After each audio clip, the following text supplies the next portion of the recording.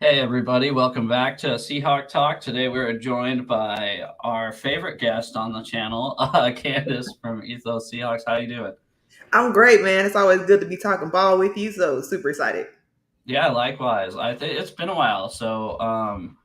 I was looking back. I think the last reaction we did was week 3 when we still had somewhat of a red zone offense. So there should be a little bit to talk about. We got a couple good wins since then for sure, but Yes. a couple major issues. I guess let's start with the bad. The worst, actually, with Nwosu being out for the season. That's a Yeah, huge blow. But that stinks. it does seem like Mafe has definitely stepped it up this year, like a lot. Um, it seems like he's kind of always there. He's take it for what it's worth, but Pro Football Focus has him rated. He has like the number one pass rush win rate in the NFL right now. Wow. That's tight. I mean, I wouldn't expect that from watching him, but it seems like he's not invisible like he was last year. So that's a good sign. You know what? Actually, I could see that because some of the quarterbacks that we played have just gotten the ball out quickly, so you could still win your rep and Oh, just for not sure. necessarily impact the play. Especially Burrow. I was not expecting that from Burrow. I mean, I don't watch much of the Bengals, so I was just like the first half, he was really letting it rip. Our defense had been our savior of the past 3 games, even the loss to the Bengals. Really, the second half performances by him, especially allowing 0 points against the Cardinals in the second half, allowing just 3 points against the Bengals in the second half. So, yeah, I like what I see. Our offense can't say so much, but what do you think? Yeah, I like how the narrative is completely shifted on this team, and I think going into the preseason, everybody was super excited about the offense and Jack Smith and Jigba, and everybody was concerned about the defensive line, and everybody thought there'd be no run defense, and because we didn't get Jalen Carter, and oh my gosh, we didn't get Jalen Carter, and the narrative is completely switched where we've just seen the defensive line step up. Oh, for It sure. works. Um, I still personally don't love having 3-4 personnel and 4-3, but it's working, so I'll take it. Um, it's getting results. I think Bobby Wagner has been huge, a huge part of the run defense. I think getting Jamal Adams back, I think in his play, he's been helpful. You've seen some flashes from him, even though it's still really small sample size. But I think you see he's still an effective player. It makes a difference when he's on the field. You pair him with Devin Witherspoon, who's been incredible. I mean, it's Unbelievable. I mean, I was expecting a lot from him, and I was not expecting this. I was yeah, expecting him to be just kind of a shutdown guy, you know. He's really, as far as the last 2 seasons, I'd say so far, knock on wood, it's been an extremely small sample size, but taking him over Sauce, if I had the two, if I had the two, big name rookie corners from the past two yeah. years. It's a little tough because you love Sauce's size and you think he could be a little bit more durable, but he just holds so much, and I think he gets away with so Hmm. many holds that I think Devin Witherspoon is just more talented because he can do it without being a. I mean, I hate to be a Twitter troll, but a PI merchant because he really does like pass interference a ton, and he just seems to get away with it. I think less this year, but a Hmm. ton his rookie year, especially. And so I think I got to go with you and taking Devin Witherspoon over Soft just for that reason. Well, Um, and how about just the impact plays? That's not what I was. That's what I wasn't expecting. right. That's what I mean. The big hits we saw it last week. I think he hit Rondale Moore, and it's like everybody was talking about this guy being 5'11", 180 pounds, and boy, oh boy, is he out there hitting like he's Cam Chancellor or Ronnie Lott, and you're like, what is going on? This guy's Yeah. he flies around the field. He gets in the backfield when they send him. When they send him on The blitzes, blitz.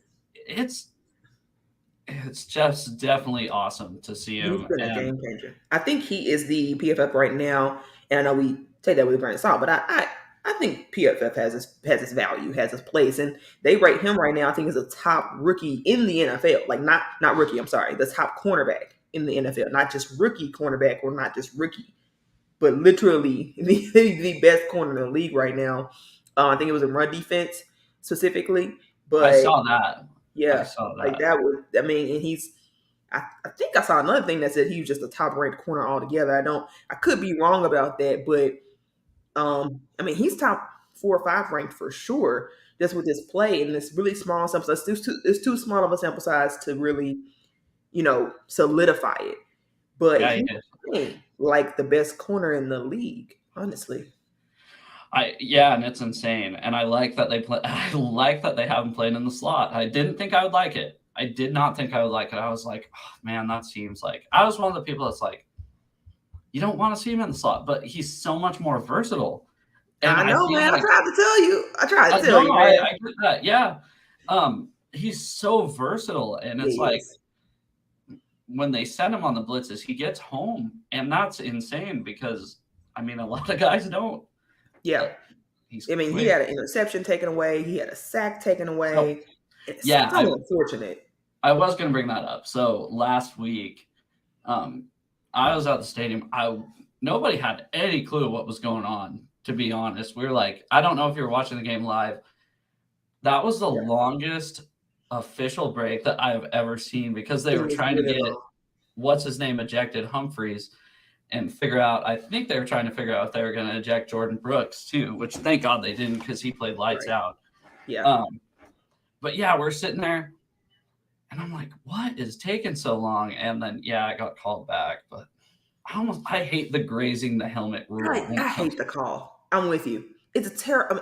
I understand the call. It's terrible. It's Yeah, terrible for the league.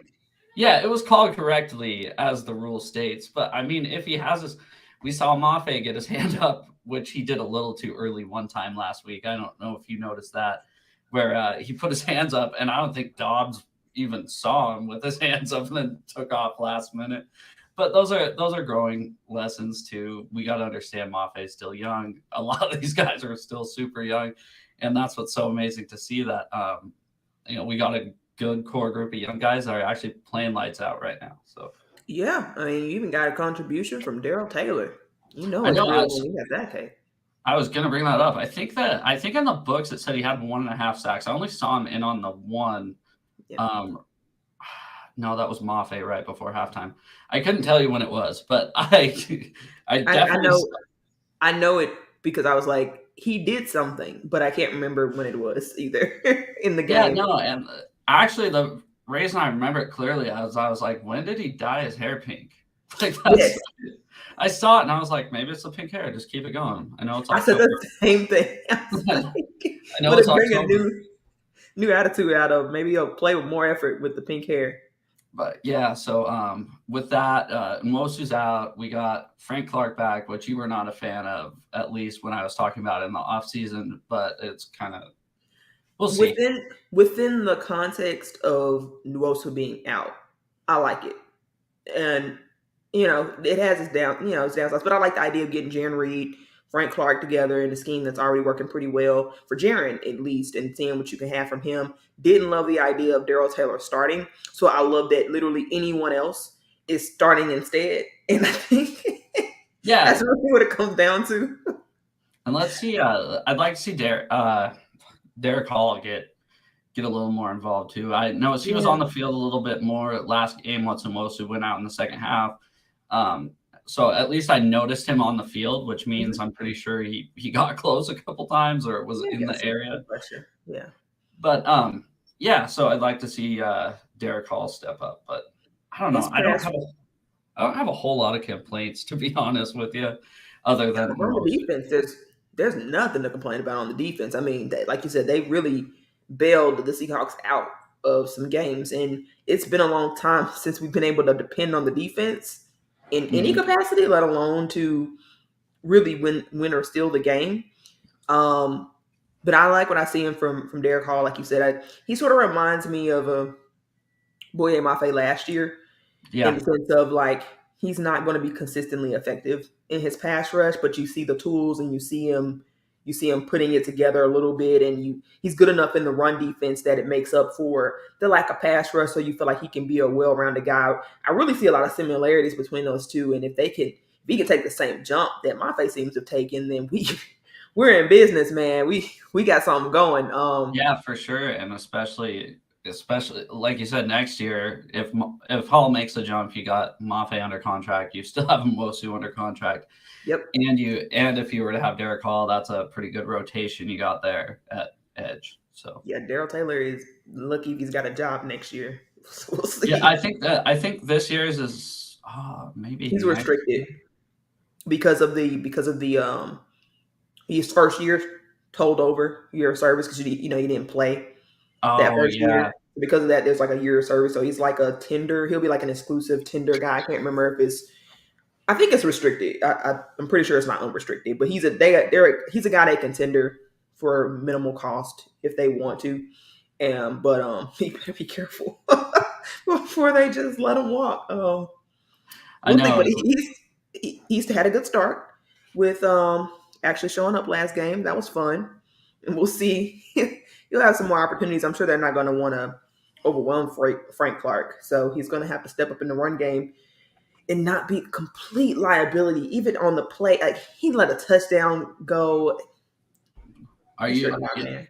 Well, I was going to bring that up. That is my one thorn I will give the defense. Not only did he just completely whiff the edge on that play, Woolen didn't want to tackle Dobbs, right? No, That was a terrible missed tackle. And then Diggs missed a tackle on Dobbs. And it's like, what are you guys doing? And then, you know what, though? I can't complain. That was the only touchdown of the game. Other than that, they were a pretty good tackling team the rest of the game. There was a couple plays where, Dobbs was able to get mobile. And they ran, I think it was like a jet sweep with Rondale Moore, a couple plays where he got a couple big little chunks there. But other than that, the running backs seemed like they were pretty held into contained, not like the previous 2 weeks. But right. And I guess you understand that given that Nwosu went down. And Nwosu was a big part of what was making the run defense work. It's just no way around it. So that's why I'm really glad they got someone in. Not to say that Frank Clark is just some great run defensive stopper, but he is literally anyone. It's better than Daryl Taylor at that point, and I'll take that. Frank Clark might be too 1B to how effortless Daryl Taylor seems to play against the run. Maybe he's changed since he hasn't been a Seahawk for the last 4 years. We'll see. We'll find out. Surely we can't afford a mid-off in that regard. Don't want that because I think the offense is going to need the defense to be the way that they have been, at least until they get healthy. It's as frustrating as it's been. Yeah. Given to watch this offense, you also just have to understand the context at the same time of how injured they have been and how bad the offensive line depth is on this team. Dear God, why can't we make a move to get someone else on this roster? I'm looking forward to 41-year-old Jason Peterson. Is it Peterson? Peterson. Looking forward to seeing that guy because that's how bad our offensive line depth is. Here's one thing I cannot stand about the Seahawks offense, and it's one of the first things. In between the 20s, we are freaking awesome. Yep. We're able to move the ball. It's not like we're, just stuck dead in the water right when we get the ball, but as soon as that field gets compressed, and like you saw it last week, first and goal from the half-yard line, we end up kicking a field goal. It's like we can't get a good enough push. Do the tush push or whatever at that point. Do it 4 times in a row. That was very frustrating. The end of the the end of the Cincinnati game was also very frustrating. You just got to cross your fingers that they can figure it out because it's so irritating that they can move the ball from between the 20s. They seem totally fine. They seem better than normal, and then they get down there and it's terrible. So I understand that the red zone is more difficult to score because everything's condensed, right? Like the safeties aren't as deep, the corners aren't as deep, they're not dropping back into these large zones, so you have less of a window in terms of your play calling. You do have to be more strategic with your play calling because everything is condensed, and I do feel like that's an area that we're saying Waldron. I think it's a him thing. Because they weren't great at red zone offense. They were pretty bad at red zone offense last year. It's just they were so good at the explosive plays because Gino got more time, right, to throw deep ball, go balls for DK and all that. Now that's gone just because you just can't protect long enough to make any of those things happen consistently, and it makes the red zone offense much more of an issue. I think some of it's play calling. I got to be honest. I don't love some of the things that they've done. I feel like they should go under center a lot more often than they do. I see a ton of shotgun stuff. I don't think they do enough play action stuff in the red zone. It's like the things that got them there. They sort of shy away from that. We love bubble screens at the in the red zone for whatever reason. If we're gonna do that, do it at like the 2, right? Like Yeah. do it at the 2 yard line. Like we don't need to do it at like first and goal. Uh-huh. Because we're not good at it. And if you are going to do it at the 2, have Jake Bobo block. We learned that. Yeah, I know it. Jake Boy. Bobo got that guy blocking. It works. Blocking and catching. Holy cow. Yeah. We were dead wrong about that. Guys talking about Bobo, but I really think they could help themselves out more with just a little bit more strategic play calling. And some of it's some of it's got to wear it, but also the O-line is so bad in the red zone. Mm-hmm. If you go back and look at the all 22, it's like immediate pressure. What is Gino supposed to do when they're passing the ball? So then it forces you to run the ball, and without Zach Charbonnet, it's looked worse. I think since Zach hasn't played these last 2 games, I mean, he really didn't play much in the Bengals game, and you missed that because he was sort of getting it. So I was going to ask you. I totally blanked on it. Was he out last game? He was. Yep. Okay, because I was watching. I didn't look at the inactives. Obviously, the big news was that DK wasn't going to play. Right. So I'm just watching it. I'm like, man, he must not. I totally forgot to look it up, but I didn't think I'd seen him play a snap. So I figured something was up with him. Yeah, I think he got hurt mid-game because they really didn't play him at all in the second half of the Bengals game. And at first I was like, why isn't Zach getting carries? Because it was obvious situations where, and he was killing the Bengals at first, honestly. Like they couldn't really stop him. And I just didn't, not that K9 was doing a bad job. It's just as the game went on, you needed a different style. And the defense adjusted to K9, obviously, because there was no 1-2 punch. And so, anyway, Zach got hurt hamstring, I think, is what he hurt in the Bengals game, and we just haven't seen him since. So I do hope to get him back because you see the vision of what they needed. People complained about that pick, and I understand why they did. But K9 needs another guy. Like, he does. Sure. I think that in the NFL today, you kind of need 2 guys. I mean, it's not the mid-2000s anymore. Right. Yeah, it's not the one. I mean, defense adjust to it. They adjust to the play style. And so what you got to do is you need a change-up guy. Happy to have Kenny McIntosh back. Hopefully he can add some depth to the room because I hate seeing DJ Dallas this often. Seriously, I really hate seeing DJ Dallas this much. He redeemed himself on special teams a little bit by that big return at the end. But that fumble, I was like, oh, my God. I'm not going to lie to you. I went pee during that fumble. I came back, and I thought he muffed it. I rewatched the game, not intensively, but I kind of just rewatched the game when I got home. Yeah. And I was like, nope, he was running with the ball. Because the person next to me was like, I was like, did he muff the punt? She's like, oh, yeah. And I'm like, okay. And then I watched, I'm like, he did not muff that punt. That was a straight up fumble. No. You know who did that, right? What's that? You know who did that, right? Joey Blunt. Yeah, I noticed that. I didn't even know he was on the Cardinals. I did. They stole him off the practice squad. I think it was right before the bye week, actually. Yeah, so when rewatching it, I heard him say Joey Blunt. They didn't even mention that he used to play for the Seahawks either. So I was like, is that the same Joey Blunt? I had to look it up to make sure that he was on the Cardinals. Because you'd figure they would have mentioned that on the broadcast. They don't know. There was another weird thing. So I kind of want to point this out. This is totally off topic. But so Jonathan Vilma was doing the, I guess, color commentary. And they were talking about flag football. And he was like, yeah, flag football is great because with kids, I'm worried about people with head injuries. And I'm like, you're the dude that was suspended for a year for Bountygate. Why are you even talking about head and neck injuries? It's a great point. I didn't think about that. That's a great point. I was like, I noticed that because I've heard his voice a million times now, and I didn't know that was Jonathan Vilma. And then I saw on the bottom of the screen it was him, and then he said something about head and neck injuries. And I'm like, no way. You're the last guy to talk about that, dude. You suck. Yeah, no, I agree. That's a good point. But yeah. No, go ahead. Let's see. We got a comments in here because I know we got to talk about Bobo here, and we got to find out if our Bobo guys in the chat. I don't No, think he is. no, I We don't have see East him. Coast Red and Gold, and then we have Saijin, who said, "Love your hair, Ace." Thanks, Please don't appreciate send it. your hubby for me. I won't like it. Appreciate it.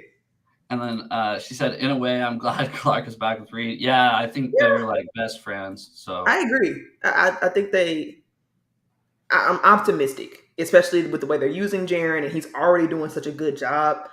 It gives me optimism that they can sort of reignite Clark because Clark has been a little bit like Jaren in the sense of after that year when they left us, they were just kind of Jags, unless it was the playoffs. Now, if it's the playoffs, then I like was Frank just Clark about is to a bring that up. monster. I was just about to bring that up. Maybe we just kind of, if we get to the playoffs, knock on wood, I think we're definitely making the playoffs. We're not going to jinx ourselves. Right. Um, Maybe just wait to play Frank Clark till the playoffs because that's when he seems to show up. Yeah, So, exactly. except unless he's playing with us. So, So we'll see. We'll see. I would love to see him become a guy, like actually in the regular season. So we'll see. He's got enough motivation, I think. I mean, if you're coming off that Broncos team, then I think this situation will probably fire you up after being in that for a few weeks. Um, yeah, for sure. And he wasn't there for a win, was he? no, No, I think did they win their first game? no, I don't think. Nope, Have. So I don't, I don't know. I nope, don't. because it was a Raiders. So nope, they thought they would win that one. Oh, okay. My husband thought they would win that one. Um, but yeah, let's see what Frank does. Bobo, yeah. How about Bobo? Oh, Insane. Bobo's been incredible, man. Now, to let me delicately phrase that um, to the fans that let me not be insulting that want Bobo over DK Metcalf. Shame on you. I But don't I don't think those are real people that do. I don't they think they are, actually man. like watch. Those people are thinking a little bit too much with their hearts. Yeah, They see a slow white guy and they're like, "Oh my god, yeah, he's right. good." That's what happens. Like, please realize, like, some of it is like, you know, team. He does to some extent benefit to how teams play us. Like, he did well in this game. He did very well. He's very good at creating separation, great footwork, and I think that will carry over. Does he become a guy in all situations you want? I mean, they ain't running go balls to Jake Bobo. I'm sorry, like they're just not going They to do that. did. They ran one kinda. It was in They did. it was like a 20-yard. It was a 20-yard, but and who knows if it's actually a catch or not, because I still can't tell. But New York said it was a catch, so Oh yeah, that's true. That's true. Okay. Well, anyway, that's not something you want to do on a regular basis, and they're both. And also, I don't get it because of this. You have both guys. You don't have to choose. Bobo doesn't have to go anywhere. DK doesn't have to go anywhere. So why can't we just appreciate being great? Like I we think got both here's guys. my problem is I think people are tired of the penalties from DK, and I think that's what started. And I It is also hate the people that are saying trade DK. right. That is irritating the shit out of me because, like you brought up, yeah, who would you rather have, Bobo? Like, dude, come on, DK is a top 20 receiver in the NFL. Bobo's not. No, Lockett's a top 20 receiver in the NFL. Bobo's not. correct. JSN maybe a possibility eventually one day. He just hasn't. I He think hasn't had the shine that I thought he would have. But I think he struggles a little bit with velocity catches. It seems to be a theme. Some of it is yes, he doesn't get the opportunities as much, but even if he does, there are some balls that I think he should catch, and I just think if they're hot, but like he just got to work on. He's got to work on that. Um, I think that he struggles with that. The NFL is faster and balls come at you quicker, so you just got to adjust. It was cool, I think, in training camp because you're not throwing with the same velocity in game. O line guys running at me. The quarterbacks really got to get it in hot like a bullet. Those aren't those type situations in training camp, so he thrives. But in those real hot bullet type situations, if he can get that down, then I agree he's got top 20 potential. But he does have to get that down because that's how in NFL football works. Is you just got to get used to um, getting balls with velocity. Not always going to have a ton of touch with it in anticipation. And we also do have to realize too, as Seahawks fans, like people that are frustrated with JSN, which I don't really know why you would be because the team's still doing good. Um, he's still a rookie. Like a lot of it's not like Devin Witherspoon. Devin Witherspoon is the exception. He's not the normal type rookie making an impact on the field. You know, Yeah, look how long it took even Tariq Woolen last year to kind of get his feet wet. It took him a few weeks last year. I mean, obviously he's a cornerback, but you know, but time will tell. most rookie wide receivers don't come on. Not everybody's Justin Jefferson. I think Jordan Addison looks good, but also he was always going to look. People are kind of comparing him to people in his class, and the thing is, like, they were always going to have better numbers because they were going to have more opportunity. Given a situation being a wide receiver 3, he was never going to get the same opportunity that Jordan Addison is going to get, especially now without Justin Jefferson. So yeah, he's blown him out of the water statistically, but this is the fantasy people that's mad. It's really yeah, I think you're right. It's a fantasy guy. Yeah, sorry, I'm all over the place. But back to DK and people being pissed at him. I think the most I was mad at him. I wasn't really mad about the penalty. Like I was irked with it. The one I was mad is when he stopped running his route and Gino threw that interception. I don't know if you remember that. Yep, pissed about that one. He said it was a scramble drill, but come on, guy. That's an ultimate sin for me is when you quit. I'd rather have DK play to the whistle and get that penalty than quit mid-play and then throw an interception. That's what's frustrating. He said he was doing a scramble drill, so I guess he was trying to go back. Like he was, and he does, like if you watch tape, he does like run in and then kind of run backwards. So he's still trying to move. He doesn't just stop moving altogether, but you got to kind of try to think. You got to have better chemistry with your quarterback in that situation. Think about the guys next to you and where they are, and if you can really afford to go backwards. And even if you do go backwards, there's way less of a window for Gino to hit you going backwards than forwards. So it was just dumb. It was just dumb. Now, if he did intentionally quit on the play, I agree with you. It's the ultimate sin. I'm not sure that he did because he continued to move. It just was the wrong direction. Than where Gino was expecting him to be. It looked like he gave up. It looked like he kind of just quit running. If that's the case, I hate that. And I agree with you. Rather a guy play to the whistle. But I tend to give DK grace for the most part, just because I think people really underrate what he's done productivity-wise in terms of historical context. I think people are so worried about his flaws. They seem to have almost these Hall of Fame expectations for the guy. And so when he doesn't meet those, people are upset. But what they don't realize is he kind of is like comparing him to Calvin Johnson, comparing him to, I don't know, Terrell Owens. I saw Terrell Owens. Yeah, like if you compare him historically to great guys, he's actually on pace. He's just not, because of Tyler Lockett and sort of because of his play style.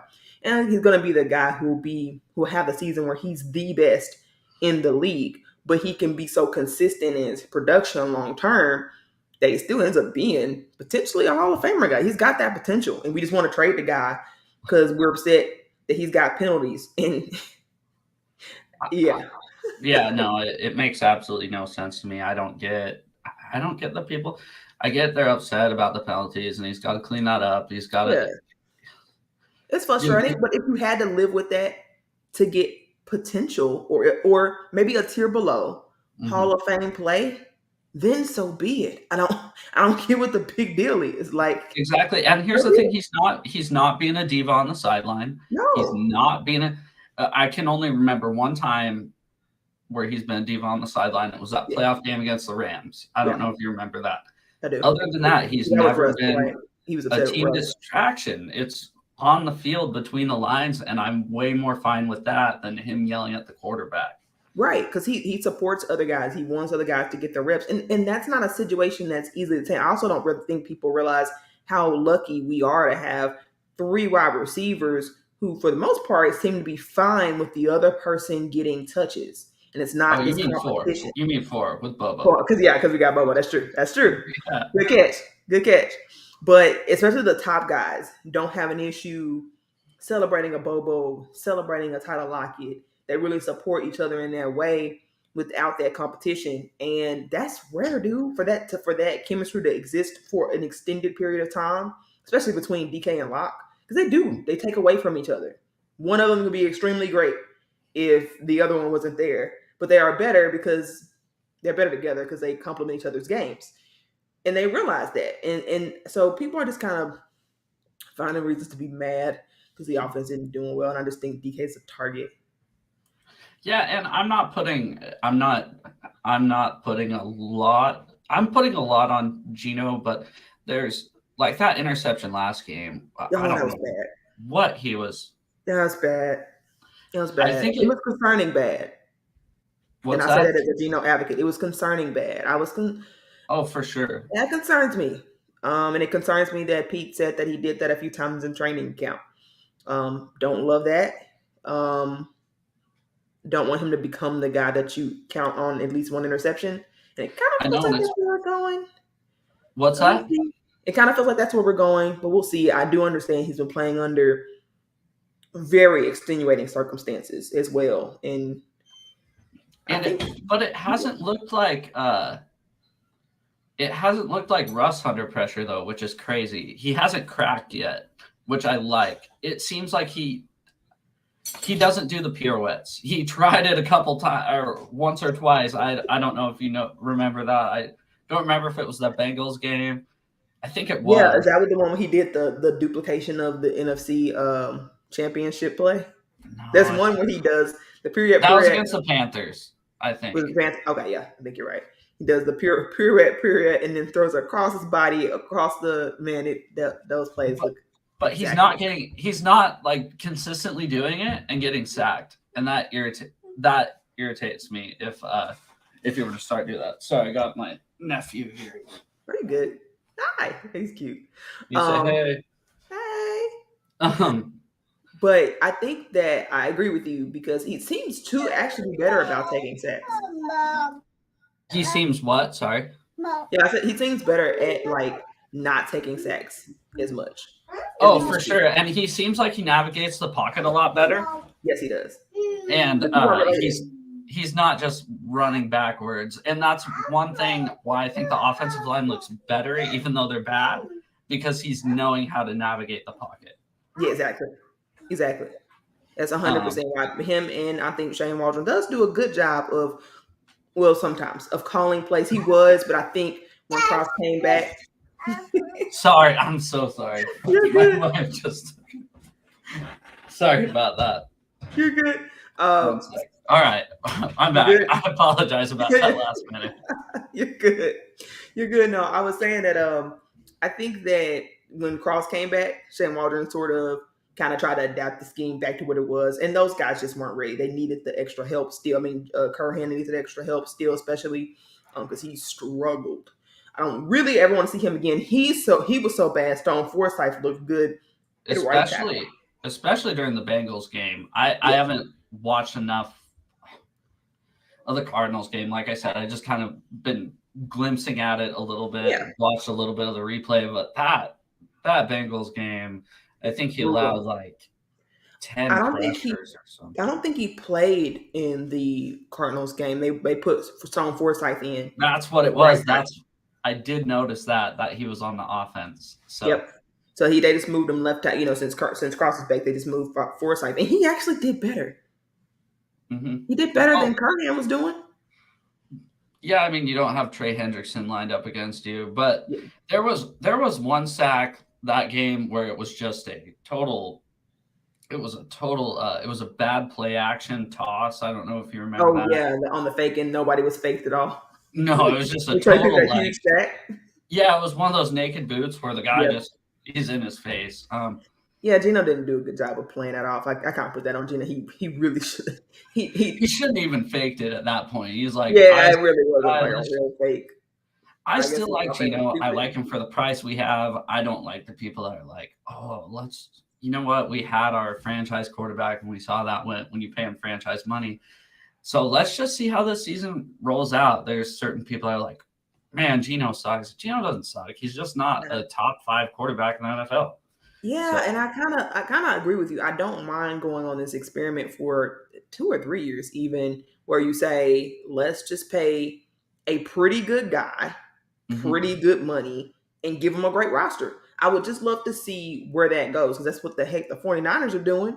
I mean, if you got a good scheme and you got good players, I think that's maybe a longer recipe because we continue to see as they pay these quarterbacks more and more money, the team decimates more and more. You're seeing Patrick Mahomes have to take on more and more, and he's doing well, but he's like the greatest of all time.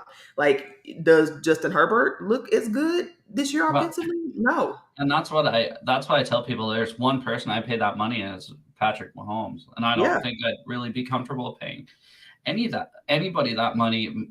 Even I know you have to if you have a Lamar Jackson, if you have a Josh Allen, you have to pay them. Yeah. But I don't want to. I don't want to. Yeah. I want to have a quarterback that's making a modest salary and doing his job. And if he's a top 15 quarterback, a top, we'll say 17 quarterback, I'm totally fine with it. Agreed. Yeah, I think I really want to play this out. Like, just pay the guy mediocre money, and Gino is above mediocre. I think he might make some dumb mistakes and he might frustrate you at times, but he has guts and he's also shown the ability to step up in moments. You don't know what you're going to get consistently from one game to the next, and I think that's why you're But not it's paying not. him But it's money. not so inconsistent where it's Correct. like That it's he's problematic. yeah he's pretty.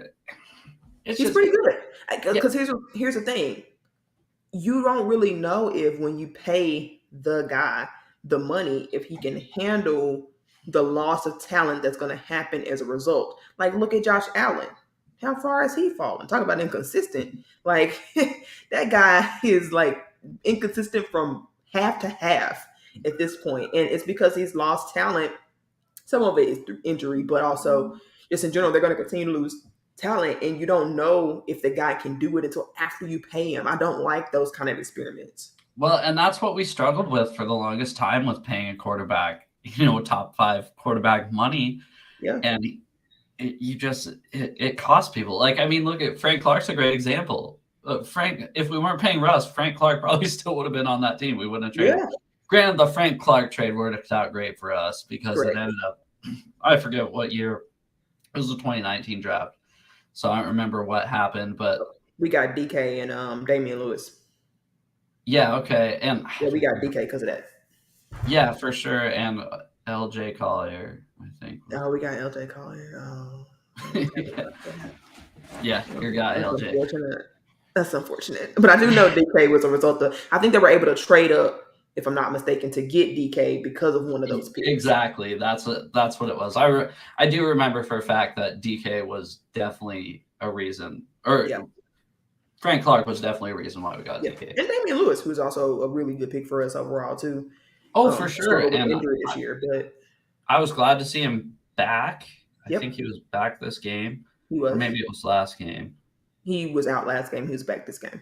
Yeah, I was glad to see him back. I think we had 5 different starting offensive line units this year, which is More. I think I heard it was in the Bengals game. It was 11 at the time. no, I mean starting to start the game. It's been a different, and we played 6 games, so yeah, it's definitely been an issue. But you know what? I like the fact that we're not making it an excuse. Yes. Because it seemed like that's what we used to always do, 5 years ago. Oh, the line sucks. That's why we're not winning. We're winning with, a backup here, a backup there. And it's not looking so bad to where I can't watch it. So And it's optimistic. I don't really want them to move on from Gino. I'd love to see what he can do with another year. Get some more offensive line depth, please, for the love of God. Get I mean, I think the starts are actually pretty solid, but like yeah, exactly. You can even upgrade that with the next draft with these 2 drafts hitting the way they do. If they don't get cute and start getting too cute with these draft picks, they just kind of stick to what they've been doing. You can really get a a real quality team. You get a couple extra guys to hit in another draft, and then you're starting to build the Avengers. Which might be a little hard because the Seahawks, I don't know if you remember, 10, 11, 12, they had really good drafts. And then that's why I said if they don't get they started thinking they're smarter than everybody else, which seems like last year and this year they've had really good drafts. Let's not try to outsmart everybody again. Let's just make the right pick. Part of it, I think, was Pete Carroll. You could sort of tell when Pete Carroll had his handprint all over a pick. You can just tell. And I think John Snyder has taken more control of that. He's got more power now. And I think he's earned the power to stay. So Oh, that's why for I said as sure. long as they keep like with that theory, like Pete, glad to hear your opinion, but final say so, John Snyder. That seems like that's how it's been because Pete's referenced John doing the negotiating with even Frank Clark, or he's really kind of giving him the credit for doing a lot of this stuff, whereas he was kind of we before. Hmm. So that gives me optimism that they won't make the mistakes of years past. Please not, because they really are on a roll, and that if they can hit another draft that hits even one or two guys that hit another draft, you can kind of start building like a 49ers type like roster in terms of just how much talent you have in depth. Well, and that's another thing I want to bring up. The 49ers, after the past two games, they look a lot less scary than they have. Like, I'm They more lost some confident going. Avengers and it got funky looking. Yeah, I'm going into the Thanksgiving game, and I'm like, okay, well, at least I know they're stoppable, right? Hmm. Because the first 4 weeks, let's be honest, I was watching them thinking, how is anybody going to stop these guys, Yeah, right? pretty much. I am a little bit nervous about playing the Browns. They have a really good defense, but the Colts scored 39 points against them, or 38 points against them last week. So let's hope we can get one of those. Deshaun Watson's out, which I Yep. kind of wish he was playing. So I don't know. I saw some Browns fans at work today when I was driving. I work I work in downtown Seattle. I was driving my service truck. I just saw a bunch of Browns fans walking down the street. I honked my horn and rolled my window down, just gave them a thumbs up or a thumbs down, and kept driving. So yeah, let's not I give them any excuses.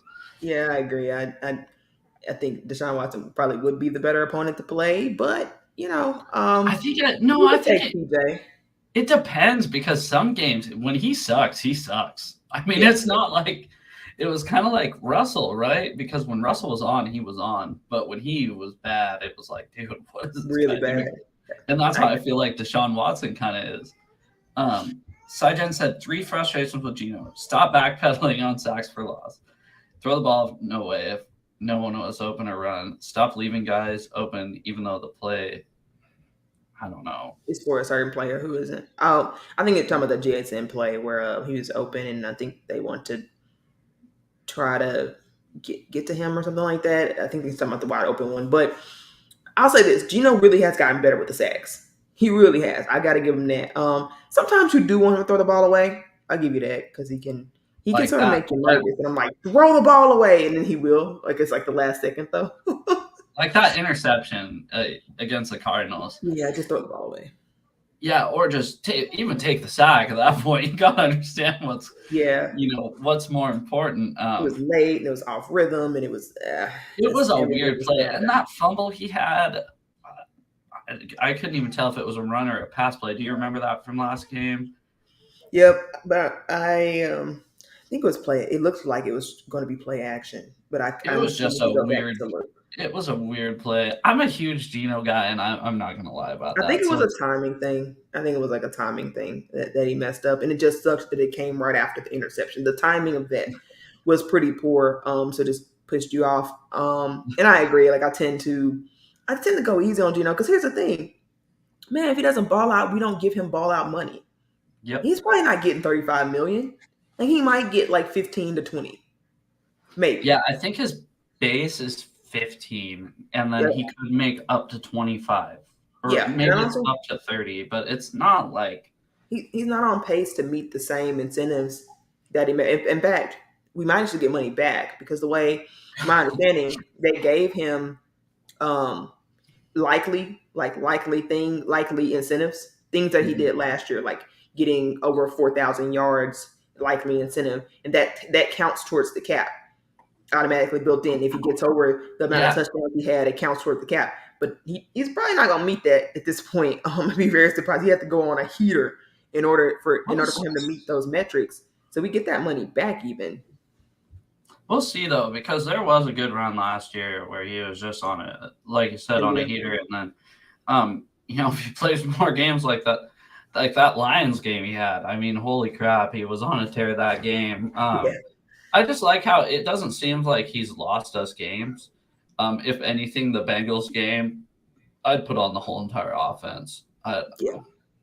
Yeah, I because don't people know. drop balls, people get, there was just blame to go around everywhere. And like I said, I'm fine with Gino making mistakes because I'm not paying Gino $40 million to not make mistakes. Yeah, So exactly. as frustrating as it is in the moment, long term wise, I'm really curious as to if more teams. I kind of feel like it's on the cutting edge, right? This experiment of not paying the quarterback guy, having a guy that's good enough, and building a strong enough roster around him.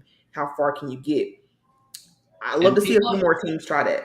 Well, and people have been talking about it for the last 10 years, but nobody's really done it. But Yeah, if you except the look at it, 49ers. it's true that the highest paid quarterback never wins the Super Bowl. Yeah, I mean, that's there's a reason that is because the talent diminishes when the yeah, cap hit is so high. And it's not like these owners are cheap, right? It's right. That's what frustrates me is it's not baseball. The owners just can't spend whatever they want to spend. They have a certain amount that they can The cap, spend, and and you can manipulate the cap. I understand you can manipulate the cap, but there's a cost that comes with that, and the Rams are paying it right now. And yeah. you're not guaranteed to win. Imagine if the Rams had lost in this situation, which is a likely scenario because that was a really close game. Mhm. They could have just as easily not won that and then still be in the situation. And so, And the NFC Championship game before the Super Bowl, it was not a cakewalk either. So right, exactly. So, I mean, there is a way that you can manipulate to go all in. But again, that just comes at a huge cost to set your franchise back for at least a few years. And so I'm not sure if it's really worth it to do that super aggressive method to manipulate the cap and still have your high paid quarterback. So I like what we're doing. I would like I like to draft a younger quarterback to compete with Geno. Because I don't love Drew Lock. But you're not from that's all I Washington. think I'd be happy with that. Keep Geno, draft a guy who can play the same offense and see Mhm. what he does. I know you're not from Washington, but most people around here want Penix. They Yeah, want Penix on the team. So let's see. I I I, want I Penix get on the it. team. I, I I I get love it. Penix. I I get don't it. know. Yeah, I watch every Huskies game, and he is basically we don't know what they're going to do with the quarterback situation next year because of how great he is. And He is great. he has thrown to basically three NFL receivers though too with Ndunze, McMillan, and Polk. So I wonder if it'll translate. Is my only question. If it will translate. And I know that's the case with any quarterback, but there's certain aspects I just wonder. oh, his arm is awesome. It's not like he's a gimmick guy either. It's just we'll see. I don't even. He's probably not going to Seahawks. The Seahawks don't usually take Huskies, except Yeah, they this league. don't they? That is kind of strange. No, and that's the thing is It's kind of Pete's weird. not one to be like loyal to like a city or college. I don't know if you remember when he first came in, everybody wanted Taylor Mays. So he was the safety at USC that Pete Carroll coached. Everybody thought, oh, the Seahawks are taking Taylor Mays. No, he skipped Taylor Mays and took Earl Thomas. And he's like, well, I'm going for the best player, regardless of where he played or if he played for me or not. And Right. a lot of the USC guys were the first guys to get cut here, like Lawrence Jackson. Lofa Tatupu only played 1 year. So, Yeah, that's true. That is true. Let's see. Is there anything else that we need to go over? Talk about Bubba, which was justified. Do you know the yeah, offense, the defense? what do you think of the throwback uniforms before we get off of here? Are you Oh, excited? they are like they're the best for real. Like they are the best. And I really want somebody to buy me some throwback stuff for Christmas, but I don't know if anybody will. If y'all are listening, shout out if you want to do something for me, you can buy me some throwback stuff. Because I gotta get geared up with that. But it is the best. I don't even know how it's a competition amongst the league. I wasn't even there for that era, and it works, man. It Let's they just they should make them the home uniform. They look that good. Where like it's hands down one of the best uniforms, legitimately I've ever seen football wise. well, also because I think you didn't watch them lose a bunch in those uniforms. It's probably true too. The mid '80s we were really good. Early to Yeah, mid '80s we were really good. and the 90s were tough. I heard. Yep, and the late '80s were tough too. So, but yeah, throwback game this weekend. What are your final thoughts? What do you think the score is going to be? What do you think? Ooh, I have not put much thought into this at all. Yikes. Um,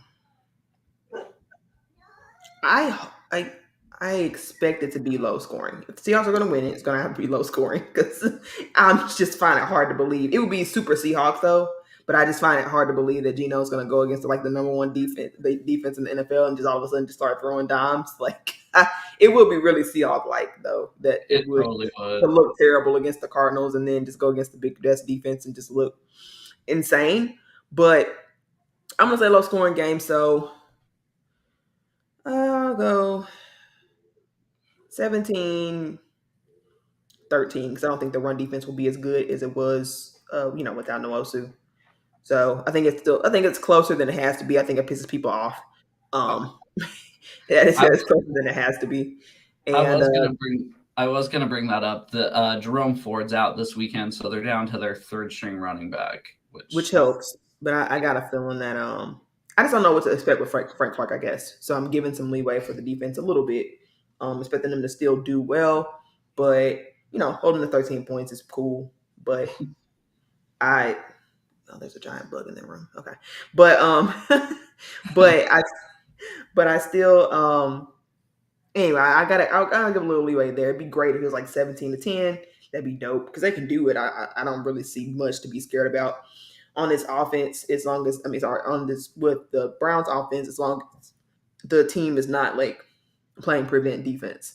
If they play prevent defense, it'll prevent them from winning. But if they can play a little man principles, they can do some zone, but enough man principles to make PJ Walker have to think, go through his progressions. I'm not super familiar with his game. I know he's got weaknesses, but I don't know what they are. I say try to make him beat you with his arm. Like that's a thing. Just I thought he's got the arm. yeah, but he's also really fast. He's got the arm. I think accuracy is his issue because the That's guy what I was mean. going all over the yard, and that's what made him an XFL legend is his arm. Yeah, not strength wise, but beat him with your arm. Don't let Oh, him run the accuracy ball. wise, yeah, Yeah, exactly. Have him sit back, keep him in the pocket. yeah, Try to have him beat. And I mean, honestly, you got the best secondary in the NFL, guys. Anybody who sees this as a Seahawks fan, I'll argue that with any Jets fan that wants to talk to me. I'll argue that with any Dolphins fan, any other team. We have the best secondary in the NFL right now. I believe so. yeah. I agree with you. It's a small sample size because Jamal just got back, but I love what I'm seeing. I know that much. I love what I'm seeing from everybody not named Tariq Woolen. Um, I know, isn't that? I think he'll get it back to sucks. it. You think he's having a sophomore slump? Sucks. Let's hope it's not a Trey Flowers sophomore slump because remember his rookie year, he was pretty decent. Yeah, Trey Flowers was pretty decent his rookie that's year, true. and which is totally sad to think about because how we think of Trey Flowers now. Well, But it won't be a Trey Flowers slump because Tariq's ceiling was much higher than Trey Flowers' ceiling ever was. So the floor has to be higher. Yeah, I'm gonna go with that. The floor has to be higher because the ceiling is much higher.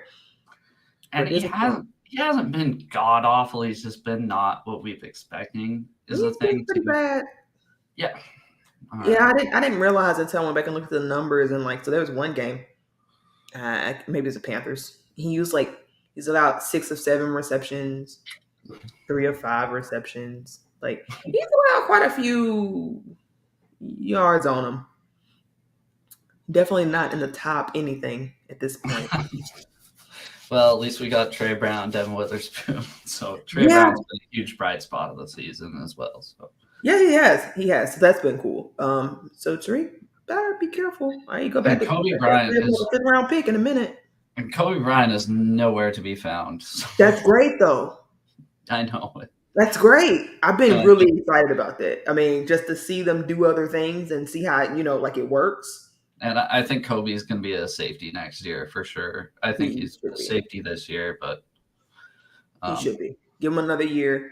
Let him practice there. I think he can actually be really good at it. I mean, he's really good at turning over the ball. He's got some speed to him. He just doesn't have the short area quickness as much needed Yeah, in the but it nickel seems spot. like he has more. I remember talking about this in the preseason. It seems like he has his instincts are so much better when he's playing safety, which Because he's got some room to read and analyze. I also don't think he processes as fast as you need to process in the nickel spot. You have to process fast and react fast.